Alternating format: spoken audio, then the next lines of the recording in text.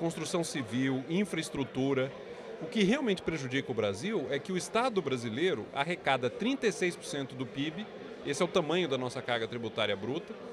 No total tem um déficit nominal, apesar do superávit primário, considerando o pagamento de juros, dá um déficit nominal de 3% do PIB, e esses 39% do PIB, que é a carga tributária mais o déficit nominal, a contrapartida disso em termos de investimento do setor público é extremamente reduzida, não chega a 2% do PIB.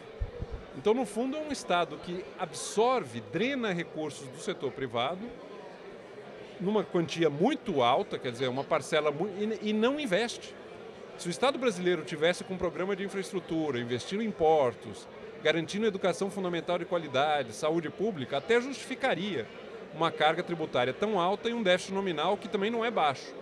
Agora, o Estado drenando, deslocando recursos nessa proporção e ainda por cima transformando isso em gasto corrente, ou seja, não é investimento, não multiplica a renda do brasileiro, aí realmente o país não cresce. Nós estamos condenados, enquanto não mudar isso, a ter um crescimento baixo.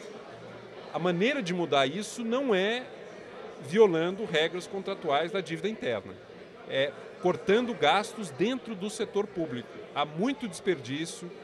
A Constituição de 88 gerou um sistema muito indefinido de responsabilidades entre níveis de governo, União, Estados e municípios, e a questão previdenciária, que hoje gera um déficit da mesma magnitude que todo o pagamento de juros pela dívida interna e externa.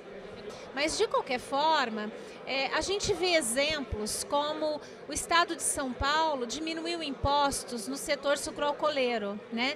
E ainda assim aumentou a arrecadação. Diminuiu 7% e aumentou a arrecadação em 15%. Então não é muito simplório a gente achar que em se aumentando a carga tributária a gente vai estar aumentando a arrecadação? Esse exemplo é muito bom e beneficiou muito a região aqui de Ribeirão Preto. É uma situação em que se o governo tenta arrecadar mais, aumentando as alíquotas, muitas vezes ele acaba diminuindo o volume vendido e diminuindo a própria arrecadação. O Brasil já ultrapassou muito esse ponto em vários tipos de impostos.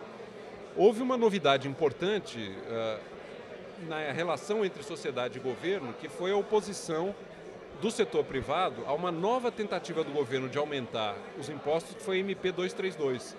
Foi a primeira vez que o setor privado, a sociedade civil, realmente mostrou o limite.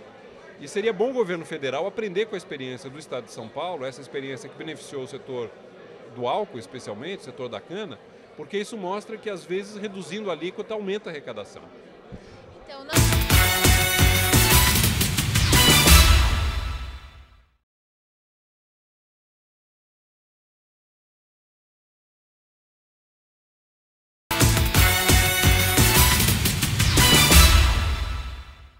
fizemos uma série de programas sobre os 60% da população que estão na informalidade, né? E nós chegamos à conclusão de que para esses pequenininhos que arrecadam às vezes 500, R$1.000 por mês, né? O grande obstáculo que existe para a formalização não é a quantidade de impostos, né? Mas sim a mensalidade do contador. Né? Não parece um problema muito mais simples de se resolver? Então eu vejo que assim, a gente poderia estar otimizando oportunidades. Aqui em Ribeirão Preto nós temos um sindicato dos informais, né, que conta com 3.000 associados. Né? Imagine o impacto de arrecadação se esses 60% estivessem formalizados. Esse problema é crítico também para o crescimento brasileiro. O ambiente institucional no Brasil não é amigável ao empreendedorismo. Ele não estimula o empreendedorismo. Existe o aspecto do custo operacional de você estar na formalidade, existe o aspecto tributário, existe o aspecto burocrático e acho que o ponto principal que você não mencionou, que é a questão do mercado de trabalho. Você contratar dentro da economia formal hoje é proibitivamente caro. E o contrato de trabalho no Brasil, ele é muito inseguro, porque muitas vezes ele dá margem depois a litígio. O Brasil é recordista mundial de ações trabalhistas. Então os empresários, especialmente pequenos, eles relutam muito em incorporar nas suas empresas, nos seus negócios, trabalhadores com carteira assinada. acaba prejudicando o próprio trabalhador, que muitas vezes trabalha em situação precária, quando num país melhor organizado ele podia estar com a sua situação regularizada. Então é urgente no Brasil uma reforma trabalhista. Nós precisamos desbloquear, desimpedir, desburocratizar, desonerar todo o processo de contratação, reciclagem e dispensa de trabalhadores, que é um fato normal numa economia de mercado. A hora que nós fizermos isso, nós vamos aumentar o mercado formal, vamos diminuir o déficit da Previdência, vamos aumentar a produtividade da economia brasileira, vamos dar chance de micro e pequenos empresários crescerem, porque vão passar a ter mais acesso a crédito. Você vai realmente dar uma lufada de ar fresco para essa economia florescer. E você vê alguma possibilidade, tem alguma esperança que isso aconteça num curto, médio prazo, que a gente faça esse arrastão e traga 60% para a formalidade? O arrastão do bem, né? O arrastão do bem. Olha, a curto prazo, infelizmente não, porque o governo Lula está vivendo um apagão político, a sua capacidade de novas iniciativas no ano final do mandato, com essa crise, é praticamente nula. Agora, nós vamos ter uma chance muito fundamental, crítica, que é o início do mandato do próximo presidente. É o período de um mandato presidencial em que o governo tem mais fogo, poder de fogo, capital político, para tomar medidas ousadas e realmente relançar a economia brasileira em novas bases. Então, eu espero muito que o debate político, a campanha eleitoral, permita amadurecer uma discussão sobre esses temas e o novo governo já entre com um programa definido que ele possa implementar logo no início do mandato, porque a lua de mel passa rápido. Essa lua de mel de um novo governo, depois de um ano, ela já está muito desgastada. As chances de grandes mudanças a partir daí são declinantes, são decrescentes. Tem que saber usar bem o início do mandato. Eu costumo dizer que o primeiro ano do mandato é metade do mandato todo, porque é nele que se oferecem as condições políticas para tomar grandes iniciativas e implementá-las.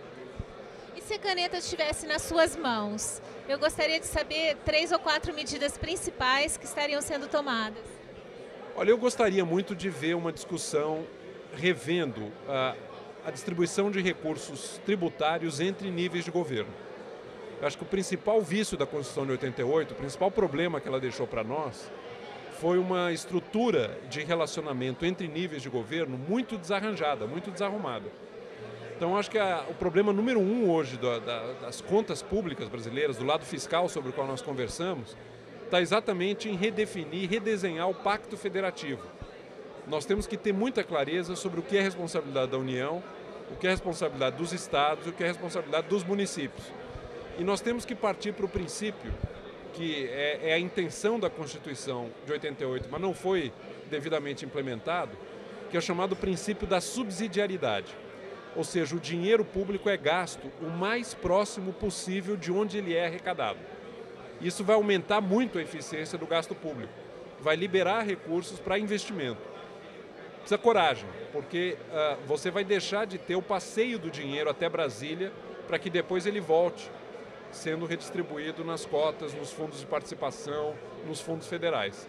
Vai precisar muita coragem política, muito discernimento e muita desenvoltura política para você realmente redesenhar esse pacto federativo. Enorme capacidade empreendedora no Brasil. O problema é que ela acaba prejudicada porque o ambiente institucional joga contra, dificulta, onera. O Banco Mundial fez uma pesquisa, mostrou que demora 152 dias para se abrir uma empresa regular no Brasil. Em países como a Austrália, demora 12 dias. Então, tudo isso dificulta. Nós temos que saber usar esse ativo fabuloso que é a capacidade empreendedora, o vigor empreendedor do brasileiro para a geração de riqueza. Falta melhorar o ambiente institucional. Tá bom, muito obrigada e boa palestra.